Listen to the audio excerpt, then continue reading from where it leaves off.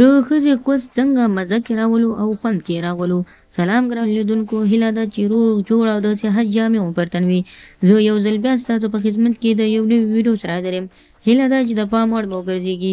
تر هر څه دمخه باید یادونه وکړم، که زموږ چینل مو نه وي سبسکرایب کړی نو زموږ چینل سبسکرایب کړئ او په خوا کې ورسره د ګونګړي نشان ووهئ. مننه. څنګه کولی شو چې د ښځې کوس ګرم کړو او معاملې ته یې جوړ او برابر کړو؟ لکه څنګه چې تاسو به ډېر داسې کتلي وي او ډېر به تاسو ته احساس شوی وي چې ښځې ډېر زر نه انزال کېږي او نه ګرمېږي. خو که غواړئ چې تاسو څو کارونو سره د مېرمنې په شرمګاه کې یا کوچ کې اور بل کړئ تر څو تاسو سره داسې سیکس یا کوروالی وکړي چې تر ټول عمر یې تاسو په زړه کې یاد ولرئ، یعنې داسې یو کار ورسره وکړئ چې تاسو هېڅکله هم د دې کار سوچ او فکر هم نه وي کولای شئ چې د مېرمنې کوس داسې ګرم کړئ چې تاسو هم حیران شئ. دغه طریقه او دا نسخه داسې جوړیږي چې تاسو 15 دانې عدده اوږه یا سیر پیدا کړئ. اوږه به تاسو پیدا کړئ او دا به میده میده کړئ. کله مو چې میده میده کړئ نو د دې څخه به تاسو اوبه وباسئ. د دې اوبه به تاسو راواخلئ، په اصلي زیتونو تیلو کې به یې واچوئ.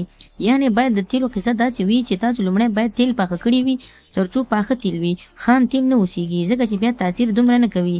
کله چې تاسو دا راواخیستل نو له هغه وروسته به دا اوږه ور واچوئ او غوړ یعنې تیل به یخ کړئ. چې تیل ښه یخ شو، د اوبو په شانتې یخ شو چې پام کوئ چې اوبه داسې نه د اوږې اوبه داسې نه چې پکې نورې معلومې نه شي، یعنې دومره د اوږې دومره اوبه کوئ چې څومره تیل واوسېږي. هغه به دواړه سره ګډ کړئ او تر 20 یا 25 دقیقو پورې به یې پرېږدئ.